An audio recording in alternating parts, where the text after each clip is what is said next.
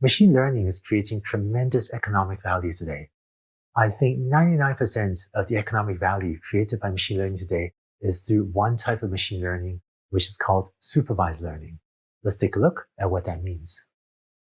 Supervised machine learning, or more commonly supervised learning, refers to algorithms that learn X to Y or input to output mappings.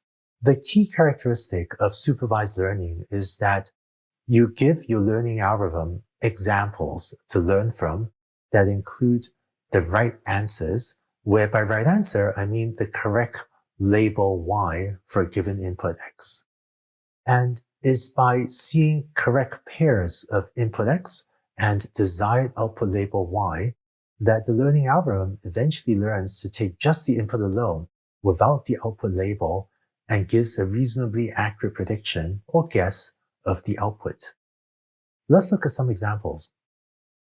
If the input X is an email and the output Y is this email spam or not spam, this gives you your spam filter. Or if the input is an audio clip and the algorithm's job is to output the text transcript, then this is speech recognition. Or if you want to input English and have it output the corresponding Spanish, Arabic, Hindi, Chinese, Japanese, or something else translation, then that's machine translation. Or the most lucrative form of supervised learning today is probably used in online advertising. Nearly all the large online ad platforms have a learning algorithm that inputs some information about an ad and some information about you, and then tries to figure out if you will click on that ad or not. Because by showing you ads that you're slightly more likely to click on, for these large online ad platforms, every click is revenue. This actually drives a lot of revenue for these companies. This is something I've once done a lot of work on, maybe not the most inspiring application, but it certainly has a significant economic impact in some companies today. Or if you want to build a self-driving car, the learning algorithm would take as input an image and some information from other sensors, such as a radar or other things, and then try to output the position of, say, other cars so that your self-driving car can safely drive around the other cars. Or take manufacturing. I've actually done a lot of work in this sector at Learning AI. You can have a learning algorithm takes as input a picture of a manufactured product, say a cell phone that just rolled off the production line, and have the learning algorithm output whether or not there is a scratch, dent, or other defect in the product. This is called visual inspection and is helping manufacturers reduce or prevent defects in their products. In all of these applications, you would first train your model with examples of inputs X and the right answers, that is, the labels Y.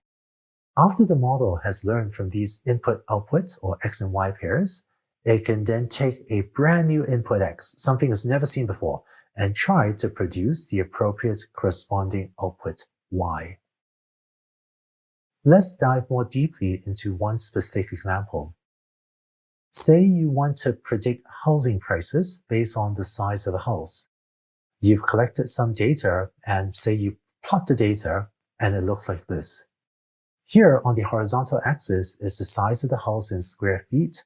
And yes, I live in the United States where we still use square feet. I know most of the world uses square meters. And here on the vertical axis is the price of the house in, say, thousands of dollars. So with this data, let's say a friend wants to know what's the price for their 750 square foot house. How can a learning algorithm help you?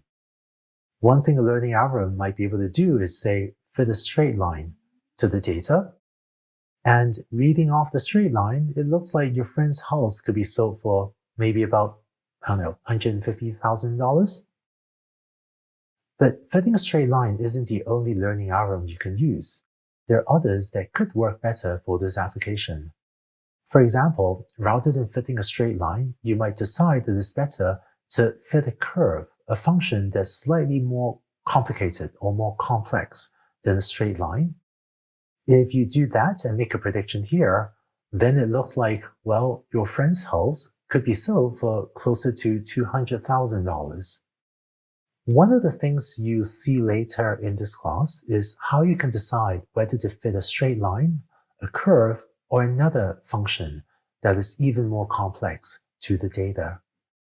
Now, it doesn't seem appropriate to pick the one that gives your friend the best price. But one thing you see is how to get an algorithm to systematically choose the most appropriate line or curve or other thing to fit to this data. What you've seen in this slide is an example of supervised learning. Because we gave the algorithm a dataset in which the so-called right answer, that is, the label or the correct price Y, is given for every house on the plot. And the task of the learning algorithm is to produce more of these right answers, specifically predicting what is the likely price for other houses like your friend's house. That's why this is supervised learning. To define a little bit more terminology, this housing price prediction is a particular type of supervised learning called regression. And by regression, I mean we're trying to predict a number from infinitely many possible numbers, such as the house prices in our example, which could be 150,000 or 70,000 or 183,000 or any other number in between. So that's supervised learning input-output or X to Y mappings. And you saw in this video an example of regression where the task is to predict a number. But there's also a second major type of supervised learning problem called classification.